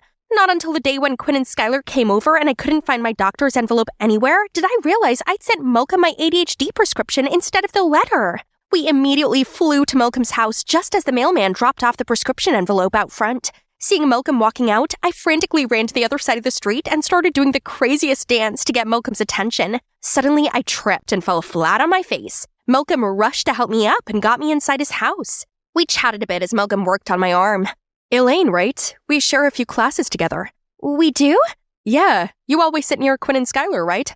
I saw you snoozing in class sometimes. I guess so. Look, Malcolm, did you give me the message on the radio? Ah, the confession. Well, it's not me. I'm not your secret admirer, but that doesn't mean I don't have a chance, do I? Skylar talks a lot about you, and I've always wanted to talk to you in person. Speaking of Skylar, it's our girls' night tonight. Bye! And thank you. I finally managed to calm my hyperactive heart down when I got back to my room. Is Malcolm the secret admirer? He's not. How embarrassing. See? Told you. We're pretty close. He would have told me already. But he seems to like me. Really? I mean, I saw the way he helped you up when you fell. It can't be. Let's focus on finding your real secret admirer. But that doesn't mean I can't hang out with Malcolm while finding my secret admirer. Turned out we both shared a passion for hip-hop. He can make super catchy beats for me to rap. Just kidding. Animated story show wouldn't let me. Comment down below if you want a separate video of me rapping. Since then, we started hanging out more often. Malcolm is such a caring and patient person. Sometimes my ADHD kicked in and I cut him off while he was speaking, but he never got mad and just patiently waited for me to finish. Another time when I was blabbing nonstop about whatever was in my mind, I saw him counting. What are you counting for? How many times you switched topics within 2 minutes? Oh, sorry. No need to. I find it cute, actually. Later on, as we parted ways, I saw Skylar waiting for me, looking a little sad. Hey, what's wrong? I'm gonna be honest with you, because we promised each other. I've actually had a crush on Malcolm ever since we started working together at the radio station. What about your recent boyfriend? Oh, it was just a fling. I just can't stand seeing you with Malcolm. Anyway, don't take it personally. Sorry, I gotta go. Skylar had a crush on Malcolm? But I do enjoy being with him. No, sisters first. But it wasn't easy, as Malcolm would always try to approach me. It hurt having to stay away from him. Every time he got close, my heart would beat like crazy. But I also don't want to upset Skylar, as she started distancing herself from me and Quinn. I actually quite like Malcolm. This is so complicated. I honestly don't know what to tell you. How about you try finding your secret admirer? For real this time. He might be a better suit than Malcolm. The next morning, I found a note in my locker. From your secret admirer. They want to meet me near the fountain. But when I got there, I saw another note asking me to come to the bleacher. This better not be some silly prank. When I arrived, I was shocked to see Cromer sitting there by himself. He can't be behind the notes, right? Guess I'll find out now. Just a little closer. Closer. Suddenly he looked up and stared straight into the camera. I was about to run when he caught me. Hey, Elaine Miller, right? You could have asked me for a picture. Didn't know you have a thing for me. No, it was an accident. Since then, I made sure to be more discreet to see if Cromer was the secret admirer. But man, it's like this guy got the sixth sense or something. Hey, what's wrong? You look nervous. It's because she likes me. She even tried to take pictures of me, right, Elaine? It's okay. I noticed you watching me recently. Come on, just admit it. I know I'm irresistible. Why are you doing this? You know I like him. No, let me explain. You know, I even thought it was a misunderstanding between you and Skylar. But you know what? Now it seems like you just want to steal from us. Hey, guys, chill out. What's going on? You chill out. Do you even know Elaine said she liked Malcolm too? And now she's also taking Cromer. My Cromer. Hey, about Cromer, it's not what you think. And Malcolm, it's not like you and him are a thing. I have as much of an equal chance as you do, don't you think? Then why were you following him just then? And you even took pictures of him? And we're talking about our chance with Malcolm now? You know it's unfair to me. Unfair? We're always trying to make sure to put you first. But now you think you're the victim? I can't do this anymore. I hope you're happy you got both guys now, best friend. That was too much. They acted as if they took pity on me. I don't need anyone to look after me. I'm all fine by myself. Since we fell out, we're all caught up with our own things. Whenever I passed by Skylar, she just gave me a cold look. Quinn also seemed to have found new joys. I managed to get by just fine, but it felt like something was missing. One time, I was walking when I spotted Skylar and Malcolm surrounded by a crowd. Turned out, Skylar confessed having a crush on Malcolm and asked him out, but he rejected her. The crowd couldn't miss the chance to mock her. Suddenly, I remembered how Skylar used to stand up for me, and I felt so bad for her. So, I decided to defend her this time, but she just ran out of there. I tried to catch up with her, but Skylar wouldn't listen. Suddenly, she crossed the street without looking, and a car came crashing into her. I frantically ran to check on her, and we immediately got her to the ER. Thank God she was fine. Just a couple bruises and scratches, but she refused to let me in. That night, I tried to call Quinn, but it kept sending me to voicemail. But I've made up my mind. I kept ringing her bell and insisted on waiting till she showed up. She finally gave in. Hey, I'm sorry for— Oh, you're sorry for me? No need to take pity on me. Just enjoy your happiness. Malcolm rejected me because he chose you. Happy much? Now just leave me alone, you ruthless, self-centered. Then she slammed the door shut in front of me, leaving me all stunned there. Ha! What a show. This should totally be on Netflix. Cromer? Why are you here? I live right next door, so I see Skylar doesn't want to see you. But I do. Get off of me! I never liked you! Are you playing hard to get now, pretty little thing? Right then, Malcolm appeared out of nowhere and bolted to punch Cromer in the face. Didn't you hear what she said? Leave her alone. Can't believe Quinn and I are arguing because of you, creep. If only Quinn knew who her crush truly was. Quinn likes me? Huh, could have told me earlier. What else is he up to? Anyway, thank you. Why are you here? I heard Skylar got into an accident right after the, incident, so I wanted to pay her a visit. Now that you're here, I just want to let you know. Actually, the one sending you the confession on the radio that day was Skylar. What? She just wanted you to feel loved and not left alone on Valentine's Day. I was going to give it some time before telling you, but things got complicated all too quickly. Anyway, now that you don't have to find out who your secret admirer is anymore, would you want to go out with me? As a girlfriend, I mean? Malcolm, I do like you a lot, but I just can't bring myself to hurting Skylar ever again. I'm sorry. It's okay. I understand. Guess I'll see Skylar another time then. I'm so sorry, Malcolm. Later, I arrived home to Mom packing some boxes. Can you check if you still need these from the attic? Otherwise, they have to go. I opened up the boxes to find old pictures of me, Skylar, and Quinn inside, and I immediately burst into tears. We looked so happy together, like nothing could split us apart. That's right. We're sisters. I gotta make things right. The next day, after the first period, I came looking for Skylar. Gosh, I'm so anxious. Where's my fidget toy?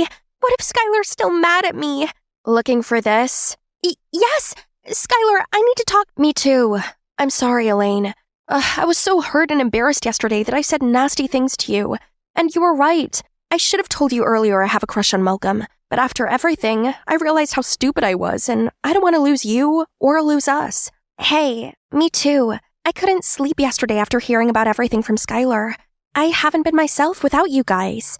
Oh, me neither. You guys mean the world to me. It turned out Skylar also gave me the locker notes that day. She said she wanted me to give up on finding the secret admirer, and Cromer just happened to be there. After that, I also told Quinn and Skylar about the fight between Cromer and Malcolm that night when Cromer himself showed up. Hey, Quinn! I just realized I've always liked you. I'm sorry your friend Elaine liked me, but you are my perfect match. Be my girlfriend, will you?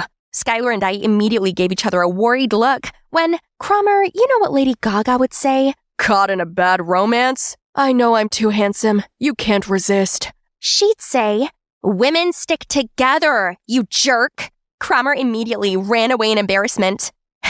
What a loser. Oh, by the way, Malcolm left to study abroad today and he sent his goodbye to you. I feel so bad about you and Malcolm. It's okay. Right person, wrong time. From then on, us three were always by each other's side and graduated together. We even went to the same college now and made sure we go to every party together. One night at a music festival, I was waiting for Skylar and Quinn to get back from the restroom when they started playing Kendrick Lamar. Hip-hop would always remind me of someone now. Suddenly, a handkerchief was handed to me.